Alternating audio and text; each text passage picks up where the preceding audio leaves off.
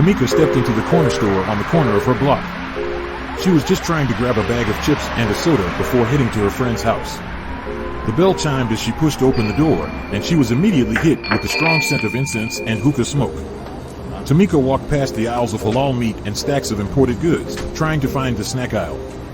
But as she made her way down the narrow aisles, she noticed that the Arab store owner was eyeing her suspiciously. Can I help you with something? He asked, his accent thick and hard to understand. Nah, I'm good. Tamika said, quickly grabbing the chips and soda she needed and heading to the counter to pay. But as she handed over her money, the store owner inspected it closely, as if he didn't trust it was real. Are you accusing me of giving you fake money? Tamika asked, her irritation mounting. No, I'm just checking. The store owner said quickly, handing her the change. Tamika left the store, feeling frustrated and disrespected. Give me some cash. It wasn't the first time she'd been treated like a criminal in a corner store owned by Arabs. She knew she wasn't the only one either.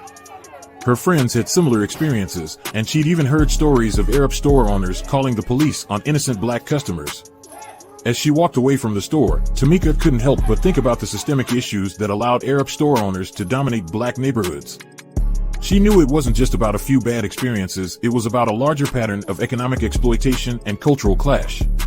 But for now, all she could do was avoid the Arab-owned corner stores and gas stations in her neighborhood as much as possible, hoping one day she wouldn't have to feel like a criminal just for trying to buy a bag of chips.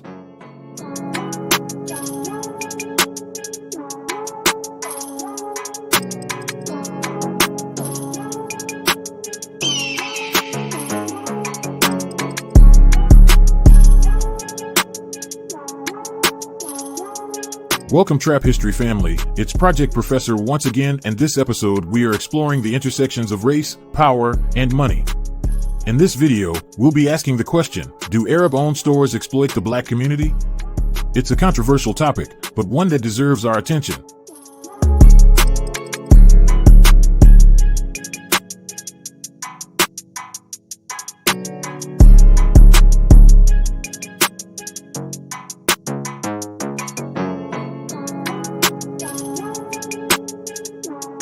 It's no secret that Arab-owned corner stores are a common sight in black neighborhoods across the country. But why is that? And do these stores actually exploit the community they serve?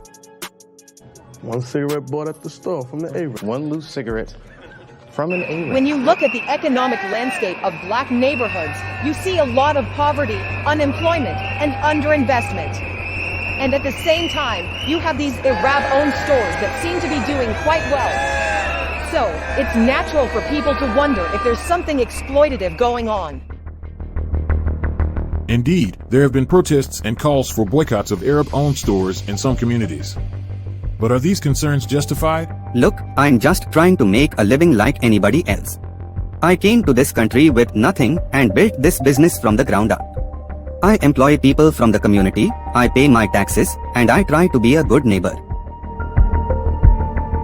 On the other hand, some argue that the success of Arab-owned stores is due to exploiting the community through high prices, poor quality products, and disrespectful treatment of customers. They don't treat us with no respect. They be following us around a little store like we're gonna steal something. Their prices always be higher than at them other stores. And their stuff always be expired and looking cheap. So, what's the truth? Are Arab-owned stores exploiting the black community? The answer is complex, and it depends on who you ask. There's no doubt that Arab-owned stores play an important role in black neighborhoods. They provide jobs, goods, and services that might not otherwise be available. But at the same time, there are definitely instances of exploitative practices. Ultimately, the question of exploitation is tied to larger issues of systemic racism and economic inequality.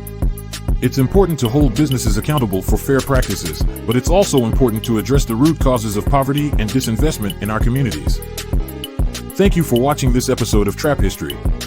We hope it has shed some light on this complex issue. As always, we invite you to continue the conversation in the comments below.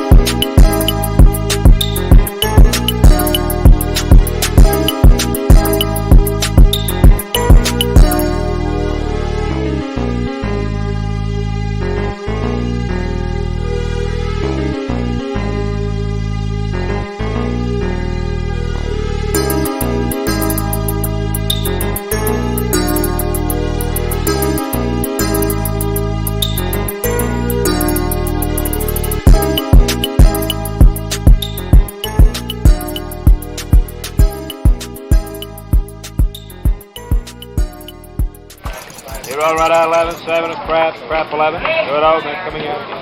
How much goes?